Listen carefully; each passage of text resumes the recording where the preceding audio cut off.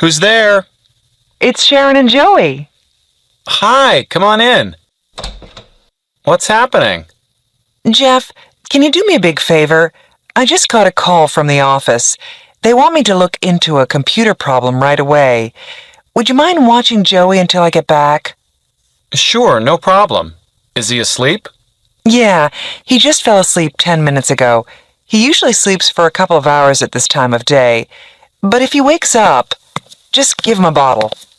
Oh, what a cute baby! He's so little. Mari, this is our neighbor Sharon and her son Joey. Sharon, this is our new roommate, Mari. Nice to meet you. You too. Listen, I've got to take off. Thanks so much, Jeff, for helping me out. Bye.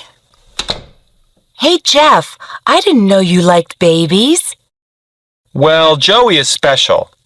I take care of him from time to time when Sharon's busy, and then she does favors for me in return. Like last week, she lent me her car. And her husband, is he... She's not married. I don't think she ever was, actually. Never? Nope, never.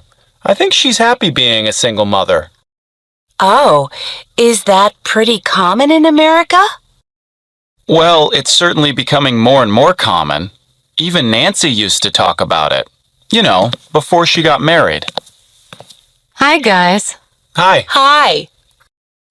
What were you saying about me? That you used to talk about having a baby by yourself before you met Andrew. Oh, yeah. I worried that time was running out. You know, like, what if I never got married? Maybe I'm old-fashioned, but I could never bring up a baby by myself. I think it would be so difficult. Yeah, raising a child is tough. I'm really lucky I met Andrew. And if you have a baby, you'll have Jeff here to help you with babysitting. We'll see. Speaking of babysitting, I'd better check up on Joey.